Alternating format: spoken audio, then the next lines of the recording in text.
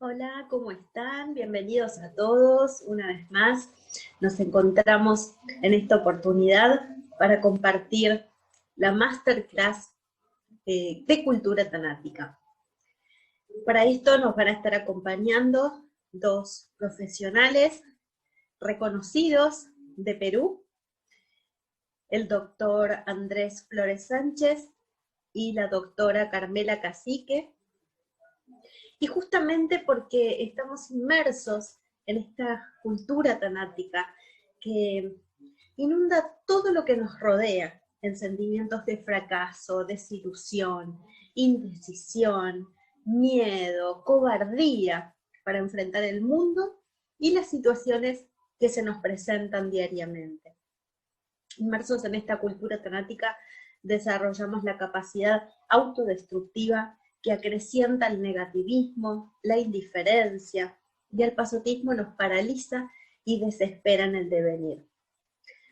Hoy debemos aprender a ser resilientes y solidarios con fortaleza emocional. Por eso, con estos aportes que nos brindarán estos dos prestigiosos especialistas de Perú, nos ayudará a lograrlo. Por supuesto, nuevamente dándoles la bienvenida a todos en nombre de la institución Insider Buenos Aires, donde soy directora y fundadora, junto con el técnico universitario Leonardo Fernández, representando el Consejo Superior Claustro Estudiantil de la Universidad Nacional del Oeste. Voy a presentarles que ya está con nosotros el doctor Andrés Flores Sánchez, de Perú. Andrés es decano del Colegio de Psicólogos de Perú, Consejo Directivo Regional 4 de Loreto. Además es doctor en psicología, especialista en inclusión educativa y trastornos del espectro autista, psicólogo clínico del Hospital 3 de Iquitos y además posee formación en discapacidad severa y multidiscapacidad. Andrés, bienvenido, como siempre acompañándonos en los encuentros y hoy con un tema que estamos preparadísimos para escucharte. Muy buenas tardes a todos los presentes, gracias por la invitación y la consideración del caso. Antes de iniciar esta conferencia, quisiera yo primero saludar a todos los profesionales, no profesionales presentes que están en este conversatorio, y espero que la conferencia llegue al punto de comprensión y análisis que nos puede llevar lo que hemos vivido, lo que estamos viviendo ahora.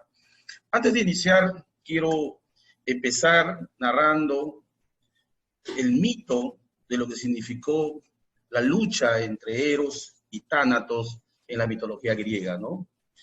Dice que hubo una vez una disputa entre Eros y Tánatos, propiciado por la inocente Ninfea.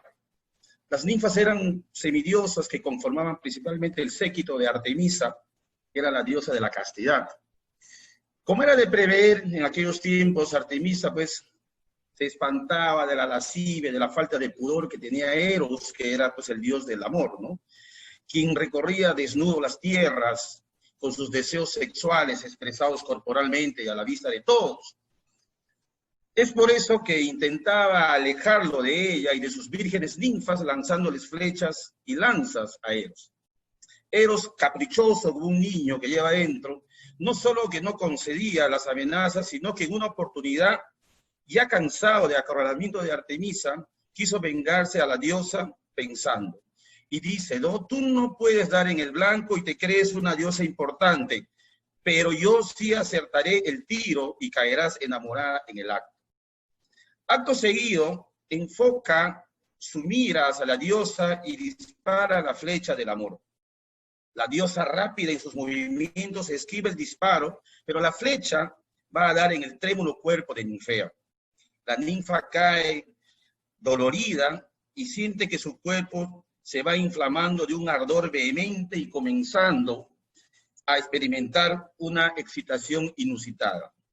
Acosada de un lado por el amor y por las solemnidades de la castidad del otro, maldice su existencia y se lanza a las aguas en su afán de suicidarse y salirse del conflicto que le planteaba tal dicotomía. Eros se estremece por lo ocurrido y no entiende la reacción de la ninfa. Intenta auxiliarle, pero aparece Tánatos, el dios de la muerte. Con su temeraria fuerza impide socorrerla. Tánatos impide a Eros socorrer a Ninfea. Surge un enfrentamiento entre ambos dioses. Eros luchando por la vida de Ninfea y Tánatos luchando por cumplir su misión, la muerte.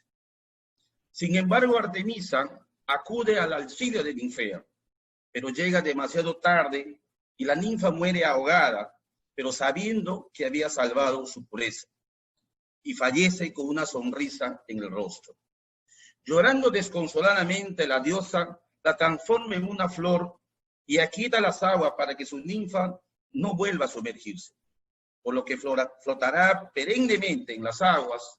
En su honor, la flor fue denominada Nenúfar y se mantiene viva en las aguas serenas hasta nuestros días. La historia es tomada por Sigmund Freud, quien es el padre del psicoanálisis, y trabaja vinculándolo, esta mitología de Eros y Tánatos, y vincula la destructividad del ser humano con la identificación primarias que tenemos nosotros, que son identificaciones tanáticas y yoicas, que operarían como mandatos de fracasos a la ruina, a la enfermedad, a la muerte sobre los sujetos. Dichas identificaciones, propias de la patología del desamparo, estarían relacionadas especialmente con las cargas pulsionales tanáticas destructivas de las figuras parentales. Un poquito como ingresar al mundo de identificación, ¿no? Porque el ser humano busca de alguna manera el sufrimiento, el dolor, sabiendo que tiene la parte erótica, la parte constructiva, la parte de la vida, ¿no? Pero sin embargo busca trabajar con ese cerebro rectilíneo que tenemos y que busca tanáticamente una pulsión y un punto final de la autodestrucción.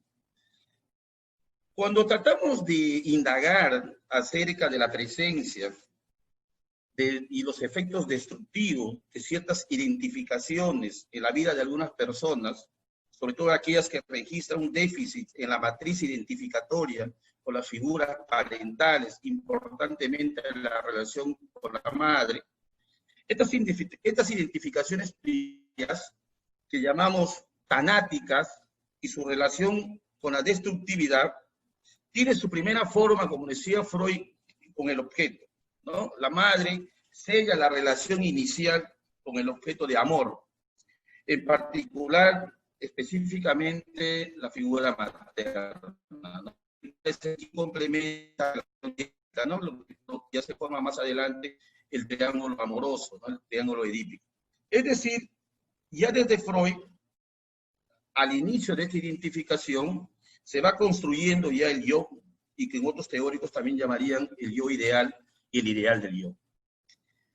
Cuando surge el trauma precoz, que se trata esencialmente de la situación de desamparo, es lo que ya provoca en nosotros, lo que nosotros vamos a llamar, y lo que nosotros vamos a entrar en el tema, la cultura tanática. Cabe reflexionar qué será del niño cuando su relación con el objeto amoroso en función materna es tal que no permite esa identificación, ¿no?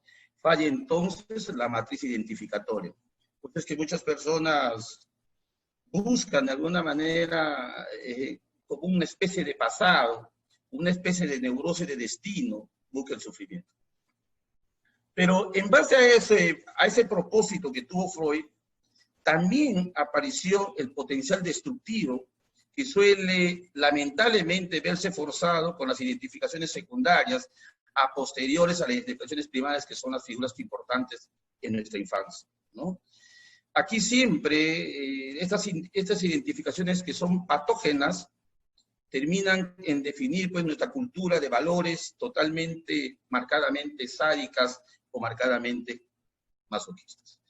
Entonces, voy a empezar esta exposición de la cultura tanática basado en un enfoque de un psiquiatra peruano, el doctor Nizama, de la ciudad de Lima, quien ha hablado sobre esta cultura y lo ha definido marcadamente aquí en nuestra cultura, acá en el Perú. Pero conversando con la señorita, quien nos dijo que también en Argentina también pasan estas cosas, ¿no? Y a nivel mundial deben pasar, ¿no? Hablábamos que la vez pasada, en tiempo de pandemia, se falsificaban los pases para salir, para romper las reglas de la vida que se estaban proponiendo, ¿no? Acá también en Perú ha habido muertes por hacer fiestas que lo llamaban las fiestas COVID, murieron 19 jóvenes, 11 jóvenes. Entonces, una forma de ver del otro lado de la situación. El haber sustituido a la familia natural por la familia proveedora, asistencial o materialista, que funciona bajo la rectoría de los antivalores, en este contexto la familia natural sufre un acelerado proceso de extinción, mientras que la familia proveedora en apogeo es cautiva de la vida vacua, hedonista y materialista. Los poderes homogénicos de la sociedad global en que vivimos ha dejado de lado a la familia natural, que es fuente de amor, que es fuente de educación, que es fuente de orden social, y que nuestro nuevo estilo que nosotros tenemos nos han impuesto ahora una vida banal y de apariencias, prácticamente prescindiendo de los sentimientos, los principios y de los valores éticos morales, componentes de la existencia espiritual humana. Es el proceso de deshumanización masiva global, lo cual ha dado paso a este primitivismo en el edo social cotidiano, con extinción acelerada de la sociedad ética. Vivimos, pues, en la sociedad de la prosperidad material, donde emerge nuestro narcisismo, el conocimiento, la desinformación mediática, el pragmatismo, el formidable desarrollo científico y tecnológico, la vida materialista, el hedonismo compulsivo, la banalidad, el full comfort y la cultura de las apariencias. Una sociedad deshumanizada, sin horizonte claro, donde se incuban múltiples trastornos psicosociales que amenazan la existencia misma de la humanidad, entre ellos la cultura tanática o la cultura de la muerte. Esta cultura tanática es la cultura del desprecio por la vida humana, que al ser banalizada no vale nada. Se mata por placer, negocios, intereses, rivalidades o por venganza, sin autocrítica ni remordimiento, y comúnmente con ensañamiento, con crueldad y una bestialidad escalofriante en diferentes niveles socioeconómicos, y en múltiples escenarios con una creciente insensibilidad social. A esto se suma al importante hecho de la vuelta a nuestro tánatos primitivo, a la autodestrucción del ser. Vale decir, si yo tengo el camino del eros, de la producción, el camino de la vida, elijo el camino de la autodestrucción. El alcohol, las drogas, situaciones de alto riesgo, una vida sexual deliberada, consumos de tabaco que llevan fuera de la cultura a una autodestrucción, viviendo situaciones límites o explorando a través del otro nuestro tanatismo, destruyendo la vida de los demás. No necesariamente a través de una acción física de destrucción, sino a través de una situación emocional saturante que lleva a la destrucción emocional de la otra parte. Esto constituye lo que nosotros estamos llamando y hablando nuestra cultura tanática. hace tiempo se publicó un libro, La agonía del Eros, donde que se va dando cuenta de cómo el narcisismo va matando a la existencia del otro ser. El ser que nos da existencia a nosotros mismos para una convivencia saludable, adecuada. Entonces, la ausencia de esta familia natural, del nido familiar, donde debe contarse el amor, la vida, la pasión por el ser humano, concomitante con la abolición de la autoridad de los padres, priva a la especie humana del amor, piedra filosofal de la espiritualidad y el orden individual. Sin amor no hay educación, no hay cultura, no hay civismo ni desarrollo humano integral. Base fundamental de una sociedad ética. La carencia de amor y el orden familiar e individual conducen al humano a la vacuidad y a la anomia, a la cual prevalece el odio, germen de la violencia, la canibalización de la autodestrucción y de la heterodestrucción humana como especie viviente. Nosotros, los animales, crecen a través de su equipo biológico que tienen. A diferencia de nosotros, que crecemos con nuestro equipo biológico y a través de las experiencias que vamos teniendo. Cada ser humano va aprendiendo de su experiencia, que va constituyendo su propio mundo, individual, moral, social, interpersonal. Pero ¿cómo lo construye?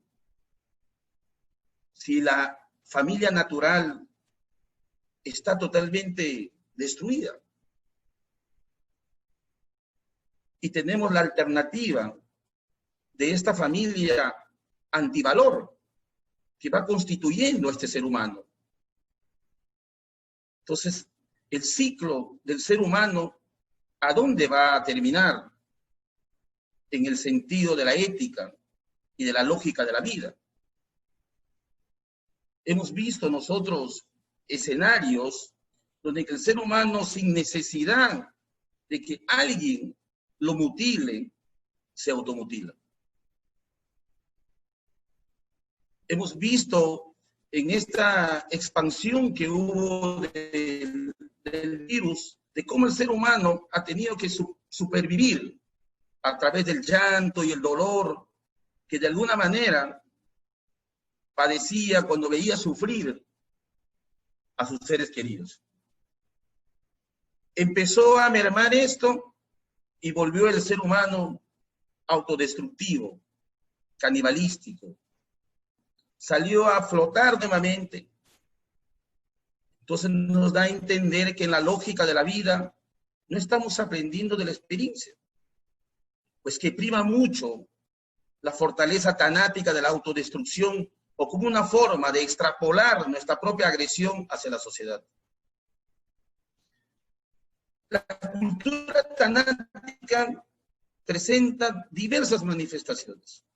Vamos a ir viendo poco a poco cada una de ellas. Por ejemplo, la vida materialista. El vivir para afuera, para el logro, para la posesión de cosas, objetos.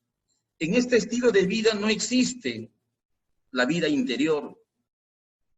En este estilo de vida no existe la espiritualidad. En la actual posmodernidad que estamos viviendo, la familia natural y la espiritualidad ya no son el eje de la sociedad. Por este motivo, la vida humana se ha cosificado grandemente. El ser humano es tratado como objeto inanimado. Es tratado como cosa. Es tratado como mercancía.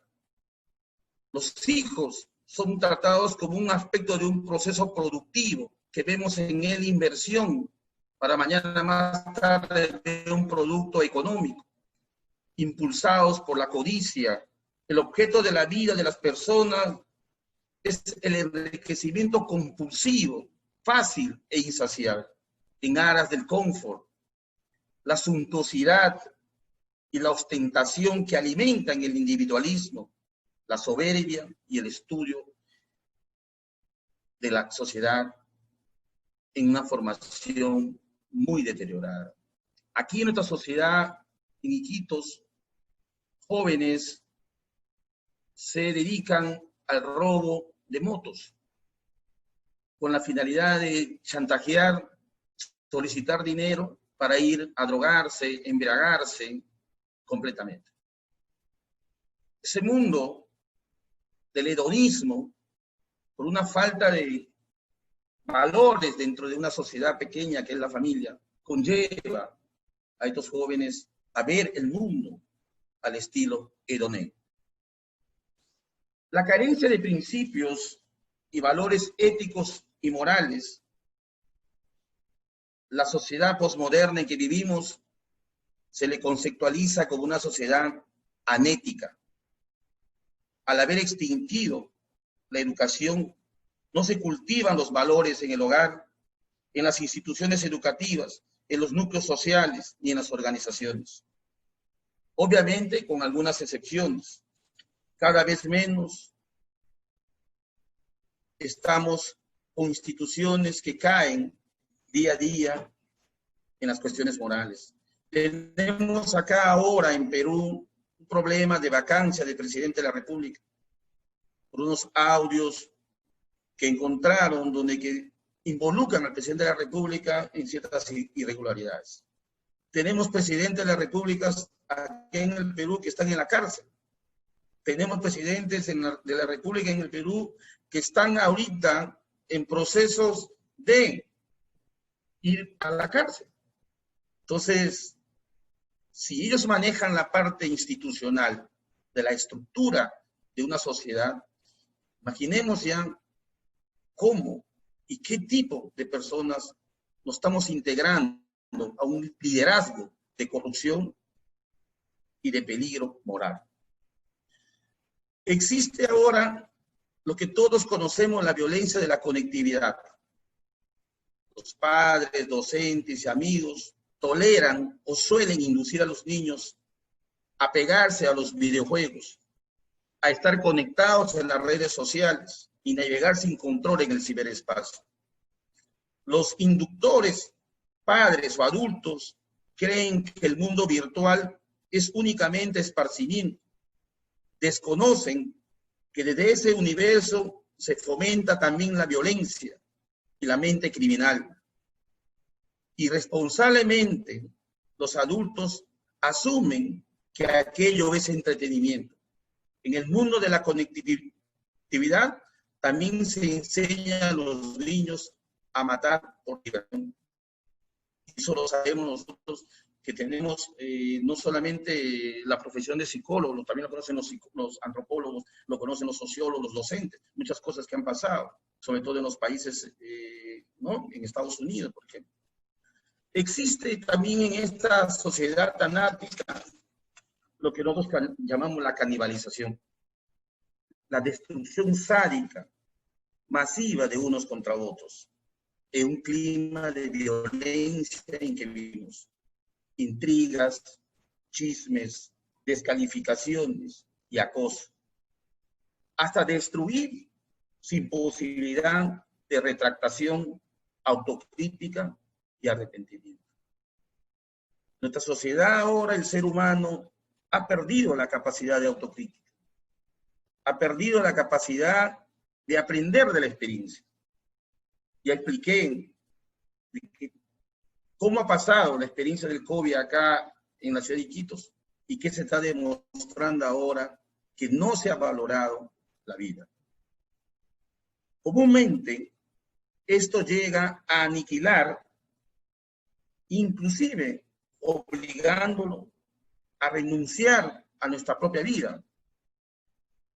Y se ha denominado tierra de nadie, infierno laboral o guerra sucia. Conceptos que ya han culturalizado y han adaptado a nuestro sistema de vida. O sea, vale decir, ser bueno ahora es anormal. Y si seguimos ese perfil de vida, estamos adaptados a esta sociedad. Aparecieron y aparecen y están en vida las adicciones. Acá en Iquitos, que es departamento de Loreto, del Perú, ni bien terminó el encerramiento, todo el mundo salió a consumir licor. Todas las personas, los bares se llenaban, todo rompiendo las normas, las reglas. Hace poco en Perú hubo jóvenes que murieron en una fiesta que lo llamaron fiesta COVID, murieron 11 jovencitos, me parece, en completos estados de ebriedad, una fiesta oculta, prostitución, etc.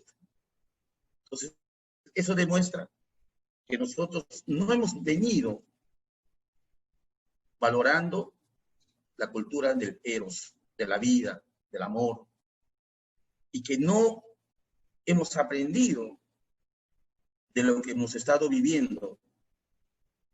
Y llegando al nivel más alto, hemos roto con el proceso de la autoconservación de nuestra vida. También asumimos que en nuestra sociedad tenemos que empezar a trabajar la parte valorativa. Y un aspecto importante que no se ha visto es que el ser humano ha perdido la capacidad empática, la capacidad de ponerse en el lugar de la otra persona. Pero también el ser humano aprende a valorar estas cosas cuando está en situaciones límites. Cuando las situaciones límites desaparecen, aparece la otra parte de su personalidad, la parte tanática. Sabemos muy bien que en época acá en Perú, en la época de la pandemia, en su momento más fuerte, empezó, al menos acá en Iquitos, las muertes aparecían, llegó la mezquindad del oxígeno, de no compartir, por la misma supervivencia que se dio, los precios de medicamentos subieron, y hubo toda una situación prácticamente sádica, de decir, tú te mueres, yo vivo, tú te mueres, yo vivo, en una supervivencia total, basado ya, diría yo, en la vida darwiniana, ¿no? La supervivencia del más fuerte. Esto es todo lo que cuando yo puedo conversar sobre este tema. Esperamos expandirnos un poquito más y compartir también las ideas de ustedes a través de las preguntas o de las experiencias que también nosotros podemos tener, porque tenemos que aprender de la experiencia de los demás. Muchísimas gracias. El agradecimiento es nuestro, como siempre, doctor Andrés Flores Sánchez, un placer, un honor, un lujo de tenerte siempre compartiendo nuevos conocimientos, nuevas experiencias con todos nosotros. Nuevamente las gracias por habernos acompañado el día de hoy. Y vamos a continuar. En este caso voy a presentarles a la doctora Carmela Cacique. Carmela es psicóloga con maestría en Administración de la Educación y Psicología, colegiada en el Colegio de Psicólogos de Perú y en el Colegio de Psicólogos de Barcelona, España. También es diplomada en Resiliencia en la Universidad Particular Ricardo Palma de Lima, Perú. Actualmente está dedicada a la clínica privada, la consultoría a empresas y al dictado de conferencias a nivel nacional e internacional, desarrollándose en los campos de la psicología clínica, educacional, laboral, social, forense, deportiva y a la investigación. Ha ejercido la docencia en la Universidad Particular María Inmaculada, Escuela Superior de la Policía, Escuela de Perfeccionamiento de Oficiales de Guardia Republicana del Perú y el Hospital Central de la Policía Nacional Peruana. Ha participado en investigaciones sobre la delincuencia, el terrorismo, seguridad de investigaciones para la graduación en las escuelas superiores y de la Guardia de la Policía Nacional de Perú. Ha formado parte del tribunal como jurado, presentando tesis de posgrado en resiliencia en la Universidad de Barcelona.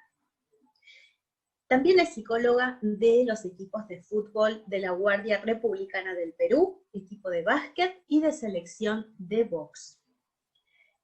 Ha sido jefa en el área de psicología de la Universidad María Inmaculada y ha recibido diversos premios y condecoraciones de la Policía Nacional de Perú y del Colegio de Psicólogos de Perú.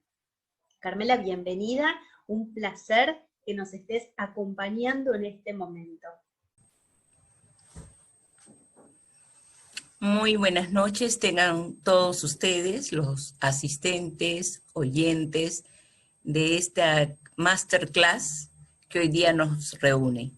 Agradecer la invitación de la directora de Insider, Valeria Fernández Zárate, quien en coordinación con el representante de la Universidad Nacional del Oeste, Leonardo Fernández, han tenido bien hacerme la invitación para tener a mi cargo la sustentación o esta conferencia o diálogo sobre lo que es la cultura tanática.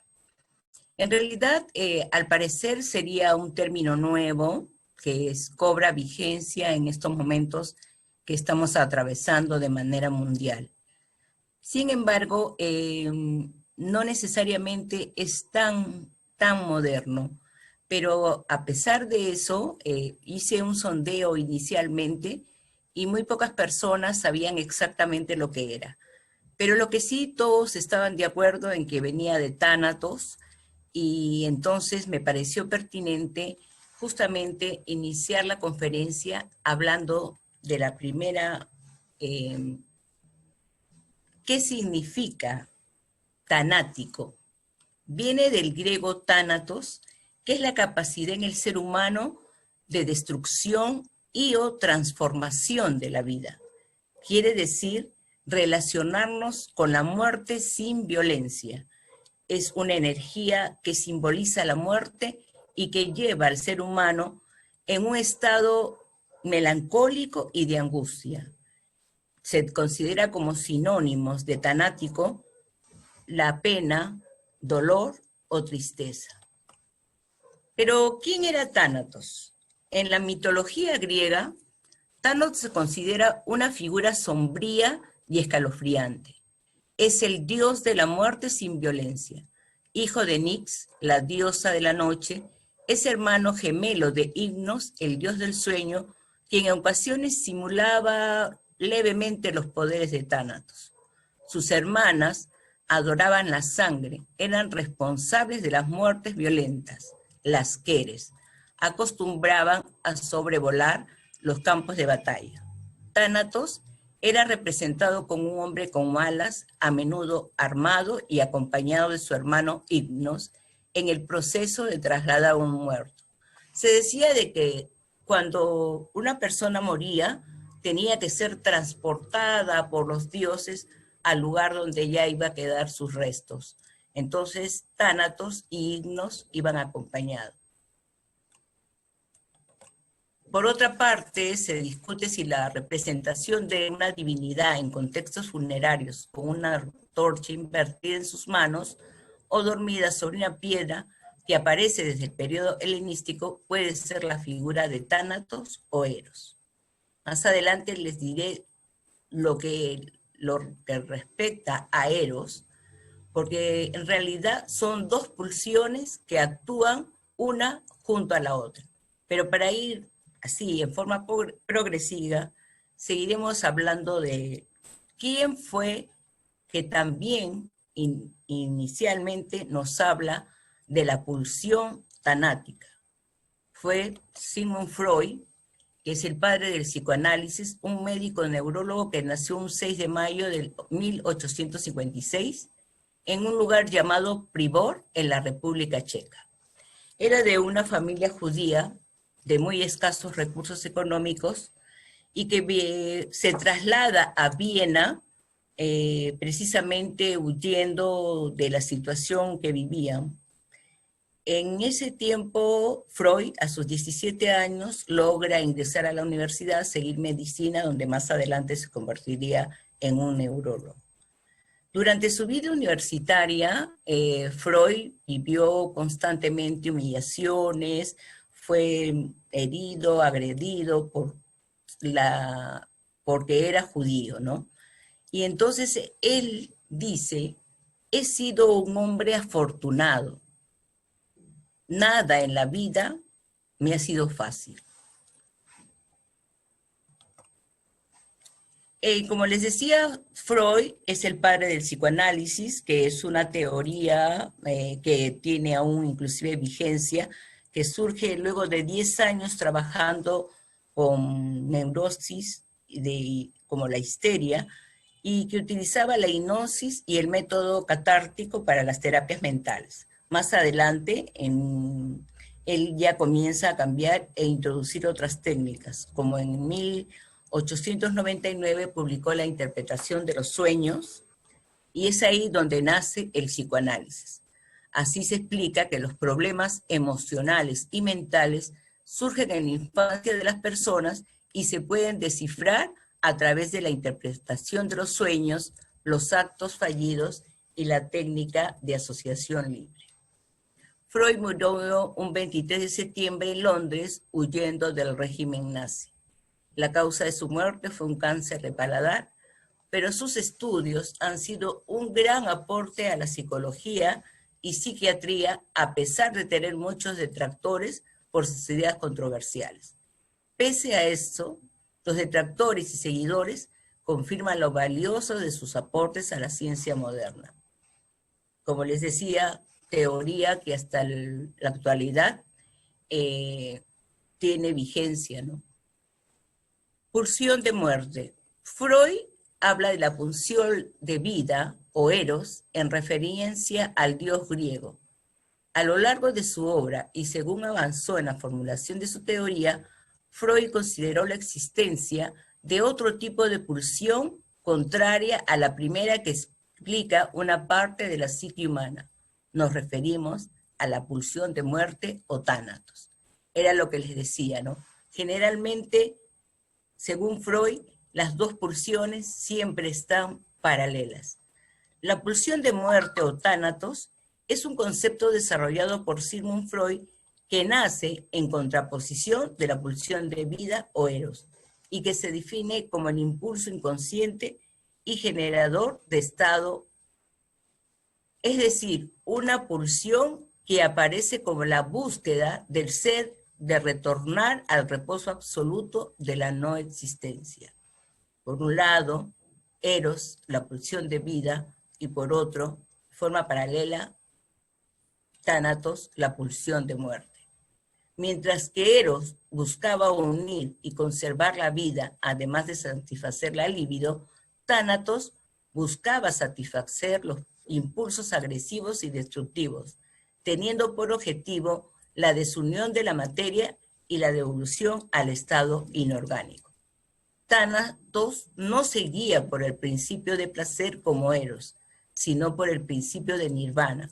Se busca la disolución, el reducir y eliminar la excitación, no para encontrar placer en la solución de conflictos que permiten la supervivencia y la resolución de conflictos.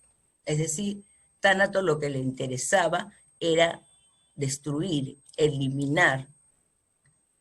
Lo que quería ya era en la disolución y la vuelta a la nada, retirada y búsqueda de reposo, a menos que se asocie al erotismo. Este impulso aparece a menudo en forma de agresividad hacia los demás o hacia uno mismo, tanto si se da de manera directa o indirecta. Hasta el momento vamos comprendiendo que lo que Freud explicaba en su teoría eran las dos pulsiones, tanto la de Eros, como les decía, que es la vida, frente a Tánatos, que era la pulsión de muerte. El concepto de pulsión de muerte ha sido y continúa siendo uno de los postulados más controvertidos en el psicoanálisis. A partir de 1920, en su libro Más allá del principio de placer, Freud propone la noción de pulsión de muerte, introduciendo con esto un cambio fundamental en la teoría pulsional. Para comprender qué significa pulsión, es necesario abordar la traducción al español del término alemán Trieb, no existiendo consenso en los distintos autores, porque algunos hablan de pulsión y otros hablan de instinto, pero se dice que en realidad lo que quería decir Freud era Trieb, que en realidad en la traducción alemana es pulsión, y no instinct, que sería instinto. Para Freud, instinct designa una conducta hereditaria predeterminada genéticamente, cuyo objeto y fin están prefijados por la naturaleza. Entonces, él ya había hecho una diferencia entre lo que es impulso e instinto, aunque en realidad últimamente los autores más modernos hablan más de impulso, de instinto que de impulso. A diferencia de lo anterior, Trieb implica un empuje que hace tender al organismo hacia un objeto y un fin que permita la satisfacción pulsional, no estando estos prefijados. Entre los autores franceses existe la aceptación de la palabra pulsión como la mejor traducción para lo que quiso decir Freud. No obstante, como les decía hace un momento, muchos autores modernos nos hablan más del término instinto de muerte e instinto de vida, con el fin de denotar que esta teoría se encuentra en un nivel distinto de abstracción respecto a las teorías precedentes. La pulsión de muerte o tánatos es oposición a la pulsión de vida. Representa la tendencia fundamental de todo ser viviente a regresar al estado orgánico desde donde emergió a través de la reducción completa de las tensiones. Freud entiende la pulsión de muerte como una necesidad primaria que tiene lo viviente de retornar a lo inanimado, reconociendo en ella la marca de lo demoníaco, donde empieza la destrucción, la desintegración y la disolución de lo vivo. Cuando Freud plantea el concepto de pulsión, lo hace basándose en la descripción de la sexualidad humana, definiendo a la pulsión como un impulso que se origina en una excitación corporal fuerte y que moviliza al organismo para conseguir suprimir el estado de tensión en el que se encuentra a partir de la excitación. El fin o meta de la pulsión para Freud es la reinstalación del equilibrio previo al inicio del estado de tensión. El objeto de la pulsión es el elemento que posibilita a la pulsión alcanzar el fin. De acuerdo a Freud, la pulsión de muerte corresponde a un principio fundamental de lucha y desunión, que realiza su obra destructora atacando esencialmente los vínculos. La meta de Eros es establecer unidades cada vez más grandes y por lo tanto conservar. Se trata de conservar la ligazón. La meta de la otra pulsión, es decir, la pulsión de muerte, por lo contrario, era la disolución de las conexiones, destruyendo así las cosas. Por otra parte, Freud indica el accionar silencioso de la pulsión de muerte. Estamos impulsados a concluir que los impulsos de muerte son debido a su naturaleza mudos y que la algarabía de la vida procede en gran parte de Eros, destacando de este modo la dificultad de reconocer clínicamente los derivados de la pulsión de muerte. Asimismo señala, no hay dificultad en encontrar un representante de Eros, pero debemos estar agradecidos de que podamos encontrar un representante del evasivo instinto de muerte en el instinto de destrucción, en el cual el odio nos señala el camino. El gran despliegue de fuerzas destructivas entre los hombres y contra el patrimonio cultural acontecido durante la Primera Guerra sirvió de telón de fondo al postulado freudiano de pulsión de muerte. Los duros años de la posguerra conmocionaron profundamente a Freud. En mayo de 1919, Freud escribe a Jones: No recuerdo época de mi vida en que mi horizonte se mostrara tan negro, o en todo caso, si lo hubo, yo era más joven y no me sentía oprimido por los achaques del comienzo de la vejez. Cuando nos encontremos, usted verá que me siento inconmovible aún y listo para cualquier emergencia, pero esto solo en el plano del sentimiento, porque mi razonamiento se inclina más bien al pesimismo. Estamos pasando una mala época, pero la ciencia tiene el ingente de enderezarnos la nuca. Y lo traía a colación porque quiero que nos subyuguemos también en el momento que estamos viviendo y cómo también personas, científicos, personas prestigiosas, también han pasado por etapas muy duras durante su vida. Sin embargo, de una u otra manera, vieron la forma de salir por encima de estas dificultades, como logrando actitudes o acciones resilientes frente a estas situaciones, ¿no? En lo personal, en 1920, la vida le imprimió 2 duros golpes a Freud. El primero fue la muerte de Anton von Freund, paciente y amigo de Freud, a quien sentía muy cercano. Freud lo acompañó en su agonía bajo un fuerte vínculo transferencial. Apenas sepultado von Freund, Freud recibe la terrible noticia de la grave enfermedad de su hija, Sophie, quien azotada por la gripe española murió en enero de 1920, a la edad de 26 años. Ahora estamos en 2020, sufriendo situaciones muy similares. Freud se esforzó por desvincular sus pensamientos acerca de la pulsión de muerte del duelo por su hija Sophie, argumentando que su libro, Más allá del principio del placer, se encontraba prácticamente terminado ya en 1919. Freud trata de remarcar esta diferencia porque muchos decían que él hablaba de la pulsión de muerte precisamente motivado por la muerte de su hija y de su amigo, pero él hace la aclaración que su libro, Más allá del principio del placer, en donde él nos habla de la pulsión de muerte, no está relacionado con el dolor de la muerte de su amigo y de su hija, sino más bien con todo lo que había sentido y pasado en la posguerra.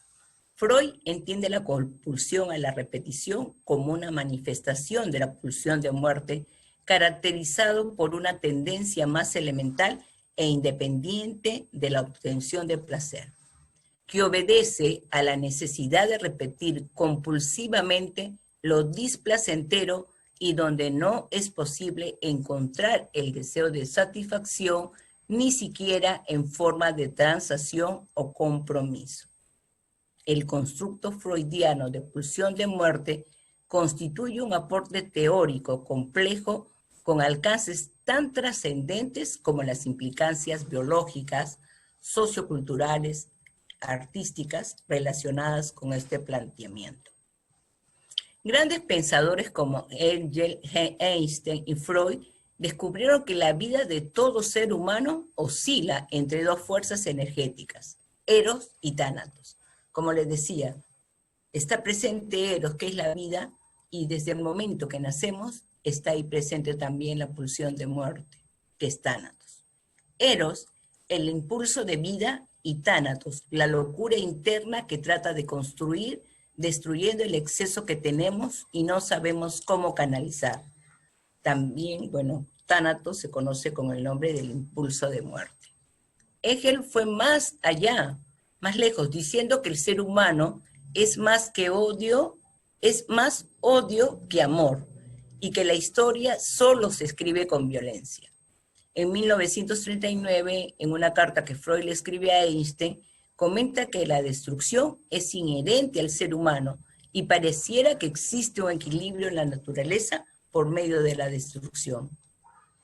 Hasta el momento, yo he tratado de ubicarlos en qué es Tánatos, que creo que ya se ha entendido de manera clara, cómo el padre del psicoanálisis, el creador de la teoría psicoanalítica, Freud, nos explica de la existencia de dos pulsiones, tomando en cuenta que la pulsión es como un resorte que hace que actuemos.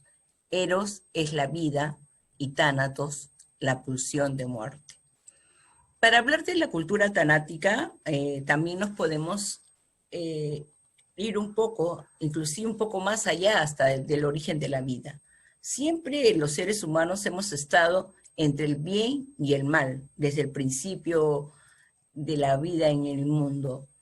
Pero también esto de la cultura tanática me hizo recordar que tiene unos postulados muy parecidos a los que se habla cuando se habla de las sociedades con anomia, ¿no? El sociólogo Durkheim introduce el término anomia en 1893 en su obra La división del trabajo en la sociedad, un estado sin normas que hacen inestables las relaciones del grupo, impidiendo así su cordial integración. Y así también en su obra El suicidio, que la llevó a cabo, la realizó en 1897. Posteriormente, el sociólogo estructuralista Robert Merton, en su libro Social Theory and Social Structure de 1949, también nos habla de la teoría social y estructura social, también nos habla de anomia. Claro, Merton ha sido un poco más contemporáneo y en 1964 también publica Las estructuras sociales ejercen una presión definitiva en ciertas personas de la sociedad, de tal manera que producen una conducta inconformista en vez de una conformista. Claro está que si tomáramos la inconformidad como un fenómeno positivo que permita que cambiemos las estructuras, esto no sería tan malo. Pero si hablamos de anomia, estamos hablando de una sociedad sin una estructura. Se realizan estudios sobre la conducción de los individuos y se encuentra que tienen una carencia o supresión de valores. Valores morales, religiosos, cívicos, junto con las sensaciones asociadas de la alienación y la indecisión.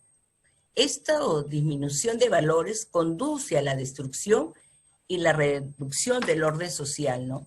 Las leyes y normas no pueden garantizar una regulación social, es decir, todo es un caos. Esto lleva al individuo a tener miedo, porque no se siente seguro ni protegido en una sociedad en donde todo está trastocado. Entonces, esta situación de miedo, inseguridad e insatisfacción lo puede conducir al suicidio. Lo que también sostenía el autor, que era que justamente estas situaciones de caos o desorden propiciaban en las personas una tendencia al suicidio. Y es importante anotar que inclusive en estos momentos ha habido un incremento de suicidios, precisamente por esta situación que de una u otra manera se ha tornado caótica. La anomia es una falta de regulación de la sociedad sobre el individuo o que impide limitar su deseo sufriendo un mal infinito. La importancia que tiene que las sociedades tengan una estructura, ¿no? Una estructura y un orden. Los grandes... luego, ya cuando seguimos examinando lo de la cultura tanática, encontramos varios autores que nos decían acerca de que las grandes empresas del mundo, los grandes poderes hoy en día, son impulsados por el odio. Hay más odio que amor en el mundo. Y todos los días, en cualquier intercambio que generamos unos con otros, contribuimos en algo a fortalecer esta hipótesis. Quiere decir que en una sociedad donde domina el tánatos, domina la destrucción, la muerte, la violencia, la agresión, en donde ya no respetamos el lugar del otro, sino constantemente queremos lograr establecer vínculos o establecer posiciones dentro de la sociedad a través de la violencia. En lugar de fabricar unión, fabricamos separatividad. En lugar de comunicación, ponemos distancia. Construimos muros que separan. Tenemos miedo a la intimidad con los otros. Le tenemos miedo a la libertad. Entonces nos metemos a fondo en el consumismo y nos apresuramos solamente a tener y a tener. Le damos importancia a la vida material. No nos importa ser y prestamos oídos sordos a las cosas simples de la vida, ¿no? Y esto también nos lleva a una reflexión justamente en este momento, ¿no? Cómo este momento, sin haberlo previsto nosotros, nos ha puesto en un espacio de la vida en donde tenemos que volver a recuperar la importancia de las cosas simples, un abrazo, una llamada, una sonrisa, un gesto de amor, llegando a sentir, las sociedades tanáticas llegan a sentir un placer por el displacer y a tener conformidad con el dolor. No queremos ser como somos y acabamos siendo lo que no queríamos ser. En cuanto a la región, ¿no? Encontramos también que el psiquiatra Nizama, peruano, ha hecho un estudio también y es uno de los que ha insertado a nivel de nuestra región lo que se refiere a la cultura tanática, que él también habla de el impulso, la pulsión de tánatos y cómo este impulso de muerte tiene ciertos componentes, como la vida materialista, en donde los seres humanos pertenecientes a una sociedad le dan más importancia a las cosas materiales, a los bienes, sin importar cómo conseguirlos. Lo más importante es tenerlos, ¿no? Carencia de principios y valores éticos morales. Por eso les decía que veo tanta similitud entre lo que ya hace muchísimo tiempo hablábamos de anomia, y cómo esto ahora se ha convertido en lo que se llama la cultura tanática. No hay valores, la gente no respeta, no hay solidaridad, no hay ese respeto por los diferentes ciclos de la vida, ni por el niño, ni por el adulto mayor.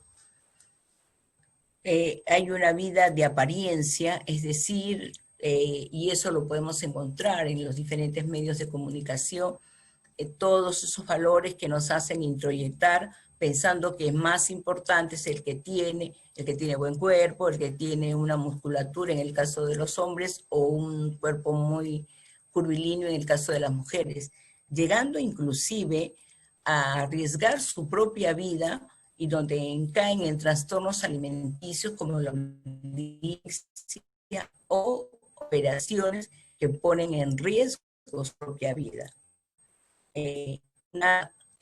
Dentro de estos componentes, Nizama también nos habla acerca de la violencia doméstica, que tiene que ver mucho con lo que yo les decía acerca de tener miedo.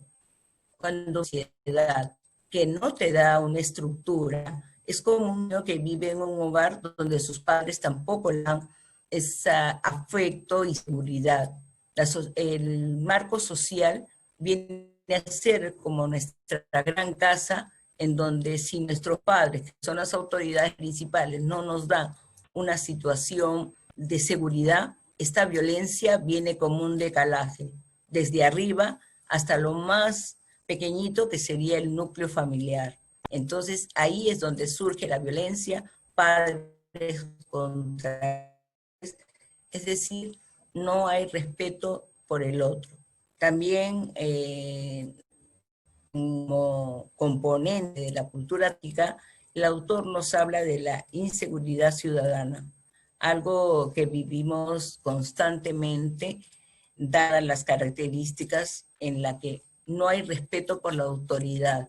Definitivamente lo que tendríamos que retomar en las sociedades es primero el respeto a la autoridad, pero como las autoridades también son carentes de valores, no tienen honestidad, no cumplen con lo que han ofrecido, lamentablemente esto lleva consigo el aumento de robos, asesinatos, violencia en las calles, e inclusive personas que agreden directamente a la autoridad sin importarles lo que representan dentro de la sociedad.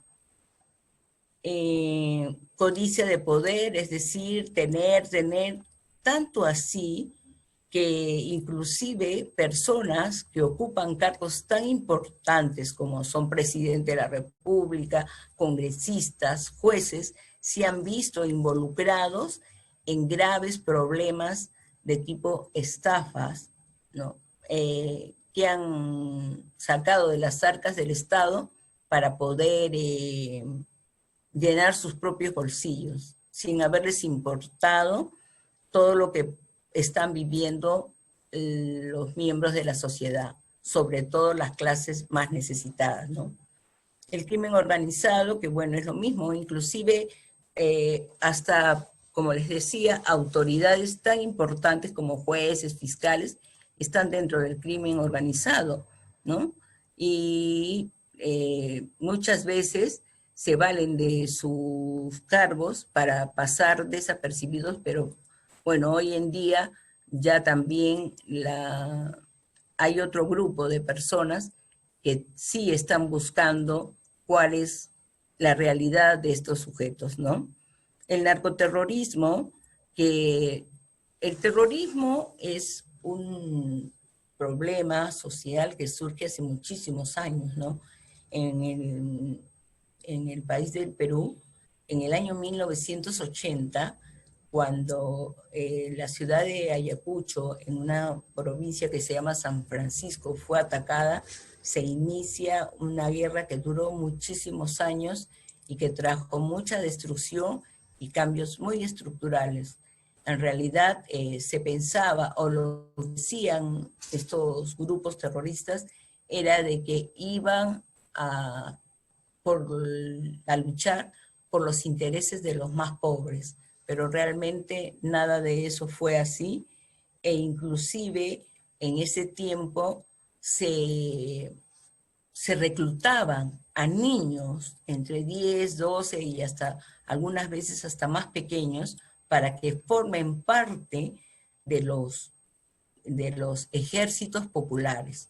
Estos niños eran captados en la zona de la sierra y de la selva y llevados para darles la instrucción pertinente para que lucharan a favor del terrorismo.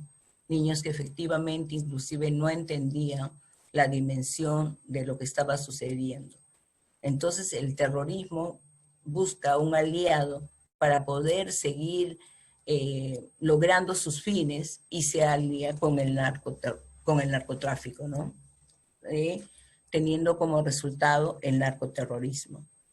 La violencia en la colectividad definitivamente, como les decía, es producto de toda esta maraña de violencia que viene desde las autoridades más altas hasta el núcleo más pequeño, que es la familia.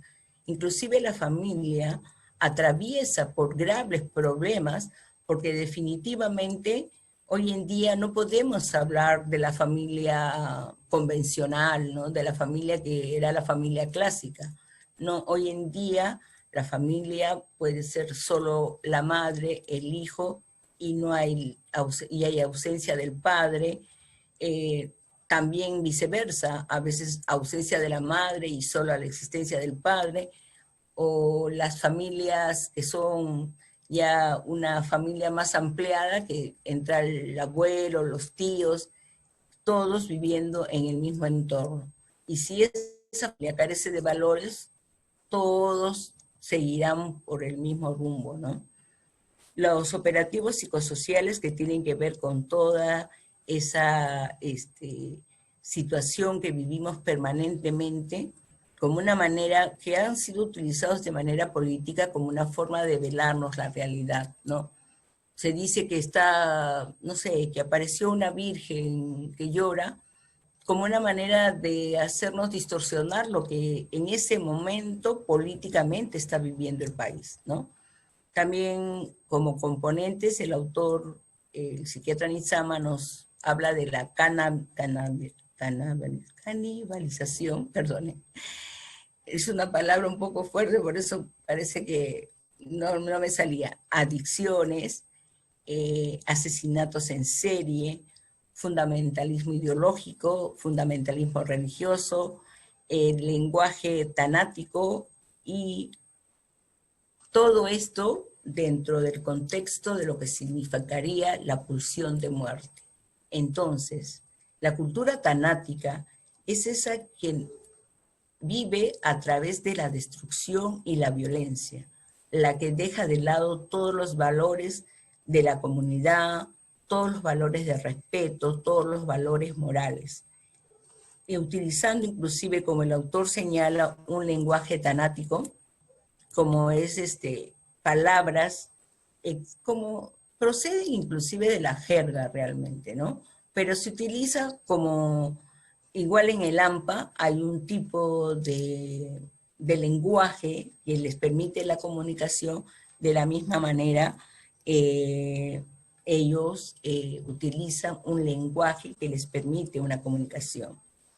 Pero, ¿qué es lo que considero yo y cuál es mi aporte en esa reunión, en este diálogo o conferencia?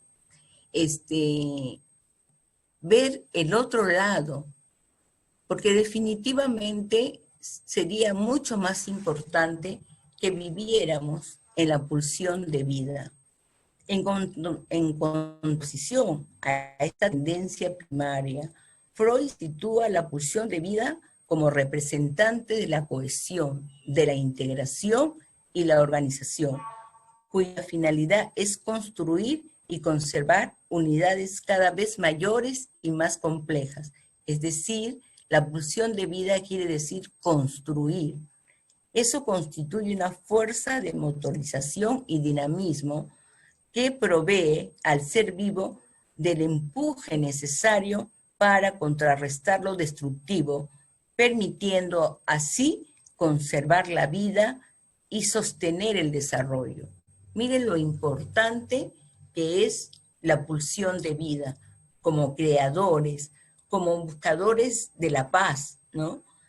Freud referiría en el caso de la pulsión de vida una dificultad mayor, dado que esta tendencia no cumple con la característica fundamental de toda pulsión, cual es el retorno al estado anterior.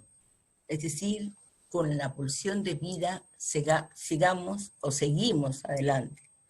Eros, contraria a esta regla, a proponer el establecimiento y mantención de formas cada vez más diferenciadas y complejas, favoreciendo la conservación de un nivel constante de tensiones e incluso aumentando la diferencia en el nivel energético entre el ser vivo y su medio. La pulsión de vida tiene a su cargo la tarea de liberar al organismo de la asociación destructora del tánatos y lo consigue principalmente a través de fusionarse con él. Es decir, es ese motor que nos impulsa a seguir viviendo, a seguir generando situaciones. Y eso es lo que considero que necesitamos en este momento. Cuando yo leía o hablaba esto de la cultura tanática, se me ocurría, ¿no?, yo ponerle el nombre de la cultura erótica. Pero muchas veces se ha entendido también, cuando se habla de la cultura erótica, dirigirla hacia lo líbido o lo sexual, y las personas a veces pueden llegar a ciertas confusiones. Así que para evitar las confusiones, considero que es muy importante hablar de la cultura de paz, ¿no? Y cuando les decía inclusive que desde el origen de la vida siempre estamos entre el bien y el mal, quise también citar a San Pablo cuando nos dice, ¿no?, esta contradicción de nuestro ser con estas palabras: querer el bien lo tengo a mi alcance, mas no el realizarlo, puesto que no hago el bien que quiero, sino que obro el mal que no quiero. La cultura de paz lo que busca es un mundo de justicia, de paz y de bien.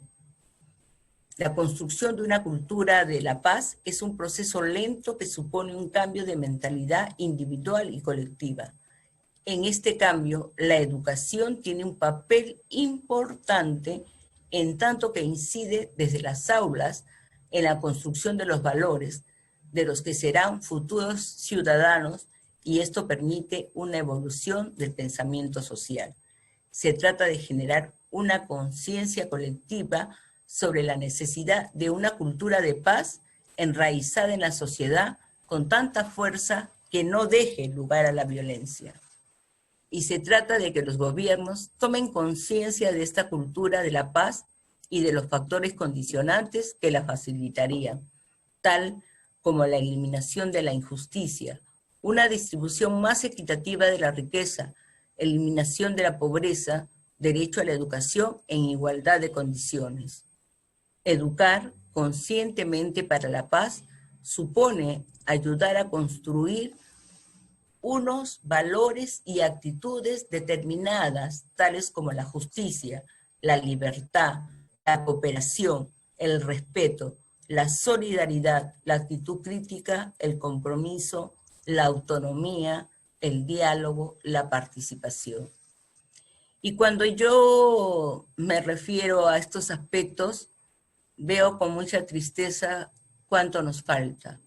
Espero que estos tiempos nos hagan reflexionar a cada uno de nosotros cómo es la importancia de esta cultura de paz. Hace ya muchísimos años que hay gente preocupada por esta situación, sin embargo, es poco lo que se ha logrado. Vivimos cada vez en sociedades más injustas, en sociedades donde efectivamente prima la cultura tanática, en donde se busca la destrucción en el lugar de la construcción, en donde le hemos dado más valor a los bienes materiales, al lujo, a la opulencia, a los cartones, inclusive de títulos comprados por el ser, por el parecer, sobre todo por el parecer, no necesariamente por el ser, sino por el parecer. No hemos tomado conciencia de la necesidad de construir, de la necesidad de aprender a ser resilientes, a buscar a través de formas de cambiar toda esa adversidad por algo nuevo, maravilloso, distinto.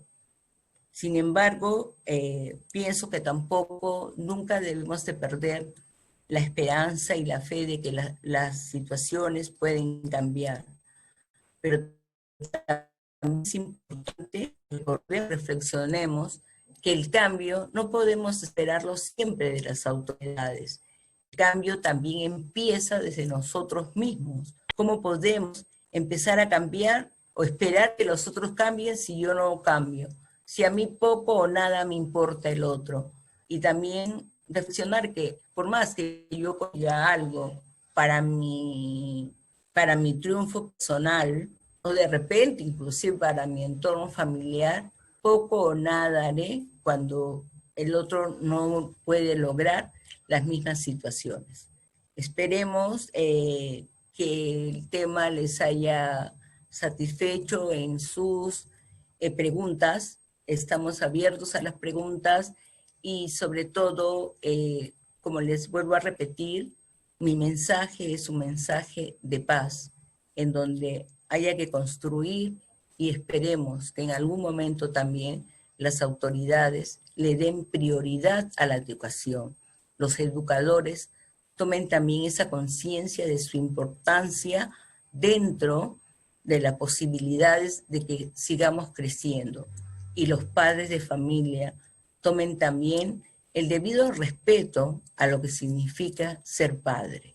Ser padre es el promotor de una vida nueva y es el impulsor, es quien va a ver qué o quiénes serán las personas en un tiempo futuro. Entonces, reflexionemos y evitemos esta oleada de una cultura tanática, reemplazándola por una cultura de vida, una cultura de construcción, una cultura de amor, una cultura de paz. Muchísimas gracias, encantada de haber estado con ustedes y será, bueno, hasta otra masterclass. Adiós.